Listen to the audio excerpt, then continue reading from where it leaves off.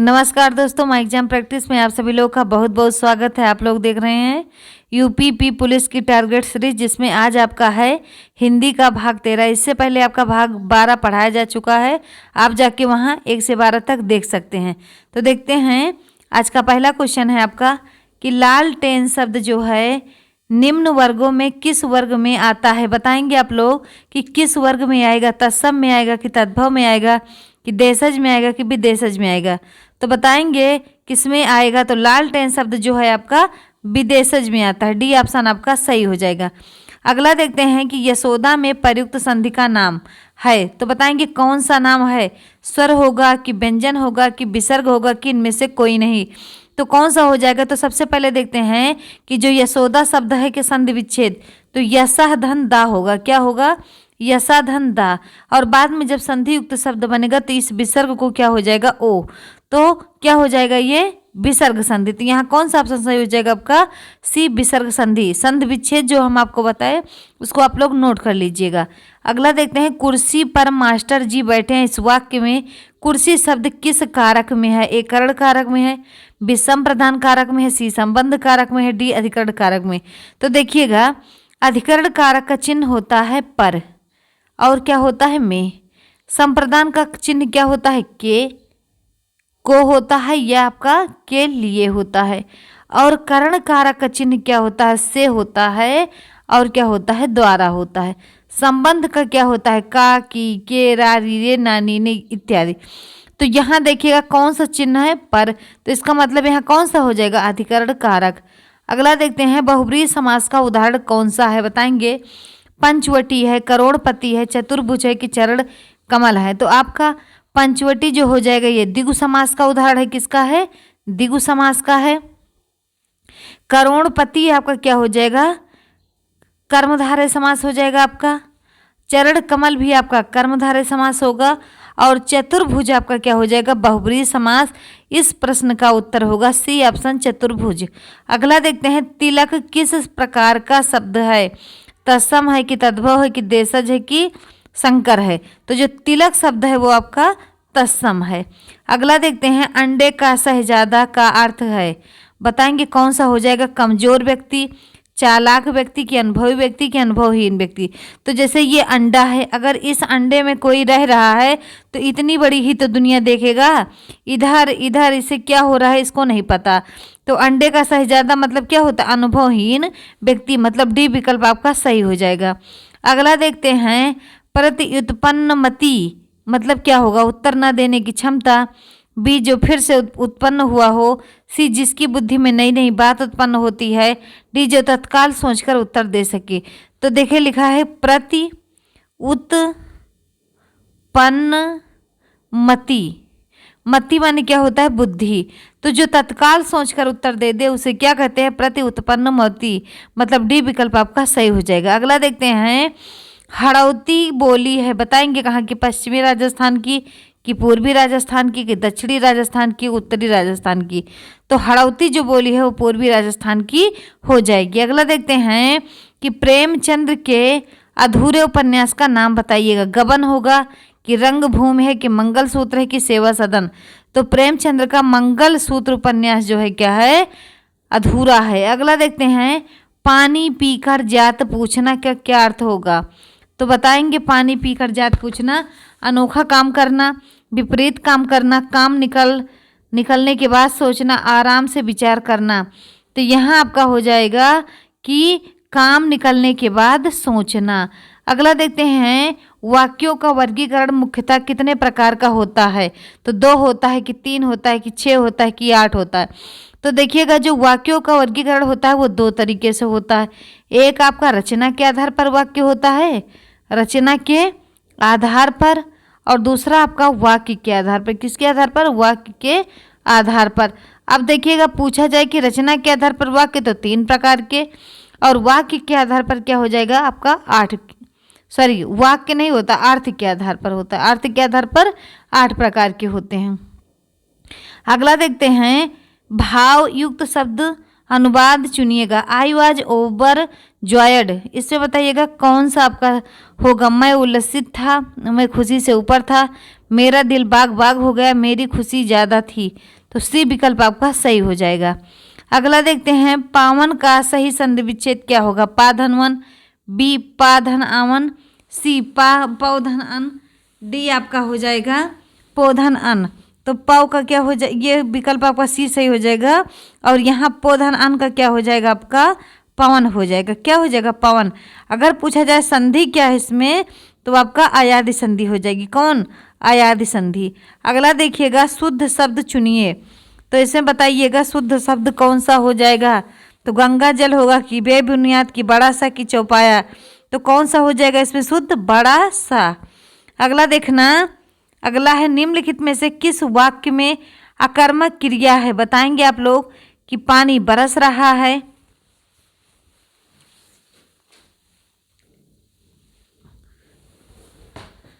मैं गेहूं पिसवाता हूँ, श्याम निबंध लिखता है, राम मोहन को रुला रहा है। तो इसमें कौन सा विकल्प सही हो जाएगा आपका, ए विकल्प सही हो जाएगा। पानी बरस रहा है, गेहूं को पिसवाता हूँ ये सकर्मक है, श्याम निबंध को लिखता है ये भी सकर्मक है, राम मोहन को रुला रहा है ये भी सकर्मक है।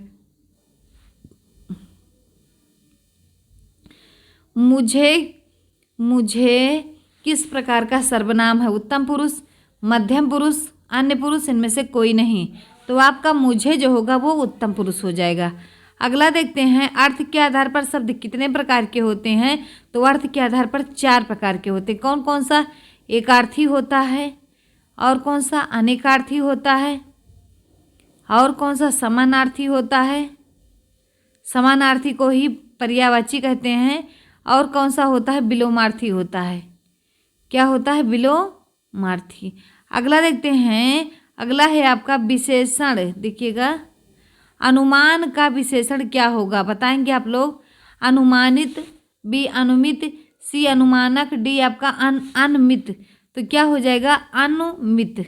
अगला देखते हैं, जब पानी बरसता है तब मेढक बोलते हैं। में जब मेढक पानी क्या बरसता है, कौन से वाक्य है। संज्ञा उपवाक्य, विशेषण उपवाक्य, सी क्रिया विशेषण उपवाक्य, डी आपका क्रिया उपवाक्य। तो कौन सा हो जाएगा, क्रिया विशेषण उपवाक्य। अगला देखते हैं, इनमें से स्वर्ग का पर्यायवाची कौन सा नहीं है बताएंगे आप लोग। त्रिदासालय, वित्रद्यु, सी गौ, डी आपका नाक। तो देखिएगा, ये त्रिद्यु जो है ये आपका स्वर्ग का पर्यायवाची नहीं है और सब है। अगला देखना, राम ने कहा कि मैं घर जाऊंगा, मैं घर जाऊंगा कौन सा वाक्य है बताएंगे आप लोग। कि संज्ञा उपवाक्य है, विशेषण उपवाक्य है, क्रिया विशेषण उपवाक्य है कि क्रिया उपवाक्य है। तो आपका घर जाऊंगा में क्या हो जाएगा, क्रिया विशेषण उपवाक्य है। अगला देखना कि इलाहाबाद में बोली जाने वाली बोली कौन सी है। ब्रज, अवधी, खड़ी बोली की भोजपुरी। तो इलाहाबाद में आपका अवधी बोली जाती है। आय का उच्चारण स्थान का नाम बताइएगा। तालब की, दंत की, कंठोष्ठ की, कंठ तालब। तो यहाँ दैतो कंठ तालु, एक ऐसे सूत्र आता है, ए दैतो कंठ तालु होता है। ए मतलब एक का उच्चारण स्थान, आय मतलब आय का उच्चारण स्थान क्या होगा, कंठ तालु। अगला देखते हैं, उड्डयन का संधि विच्छेद बताइएगा। उद्धन डैन होगा, बी उद्धन डैन होगा, सी उद्धन अयण होगा, डी आपका उद्धन अयण होगा। ए ऑप्शन आपका सही हो जाएगा। अगला देखते हैं, चूरन किस प्रकार का शब्द है। तत्सम, अर्ध तत्सम की, देशज की आपका तद्भव। तो जो चूरन होता है वो तद्भव होता है। इसका सब तत्सम पूछा जाएगा चूरन का तो होगा चूर्ण। क्या हो जाएगा, चूर्ण। अगला देखना, चौकड़ी भूल जाना मुहावरे का अर्थ क्या होगा। राह न सूझना, बराबर बात बदलना, सी पीछा छुड़ाना, डी ढांढस बंधाना। तो चौकड़ी भूल जाने का मतलब क्या होता है, राह न सूझना। अगला देखते हैं, वैमनस्य का विलोम शब्द क्या होगा। बीमनस, सौमनस्य, सुमनस्य, अवमनस्य। तो वैमनस्य का विलोम क्या होगा, सौमनस्य। अगला देखते हैं, जस दूल्हा तस बनी बराता। कहावत का अर्थ है अपनी योग्यता से अधिक बातें करना। जैसे खुद वैसे साथी, किसी की चाल को अच्छी तरह जानना, अच्छे बुरे को एक समझना। तो जस दूल्हा तस बनी बराता मतलब अब ये जैसा खुद वैसे साथी। अगला देखते हैं, जो धरती फोड़ कर जन्मता है उसे स्वयंभू कहते हैं, जन्मजात कहते हैं कि जरायुग कहते हैं कि उद्भिज। तो जो धरती फोड़ कर निकलता है उसे उद्भिज कहते हैं। जो पसीने से पैदा होता है, सॉरी ये नहीं होगा। अगला देखते हैं पृष्ठांकन का, इसमें आपका विकल्प डी ही सही होगा, नहीं तो फिर दूसरा लगाएं, डी सही है। और इसमें देखिएगा पृष्ठांकन का अंग्रेजी अनुवाद क्या होगा, तो अमेंडमेंट वेरिफिकेशन स्पाइसमैन की इंडोर्समेंट, तो क्या हो जाएगा, इंडोर्समेंट। अगला देखना, इनमें से मूक का अनेकार्थक शब्द नहीं है, गूंगा भी है मूक का, चुप है, शांत है लेकिन विवश नहीं है, ये आपका सही हो जाएगा। अगला देखते हैं, राम की गाय चरती है वाक्य में कौन सा कारक है, कर्ता कारक, कर्म कारक, संबंध कारक, अधिकरण कारक। तो राम की गाय जो की लगा है, की वजह से यहाँ संबंध कारक होगा। अगला देखते हैं, वह बहुत अच्छा लड़का है वह में कौन सा सर्वनाम है, बताएंगे। पहली बात तो सर्वनाम शब्द आया है, सर्वनाम बताइए कितने प्रकार का होता है, तो सर्वनाम 6 प्रकार का होता है। कौन कौन सा, तो पुरुषवाचक, निश्चयवाचक, इसमें एक याद कर लीजिएगा, अनाप शनाप,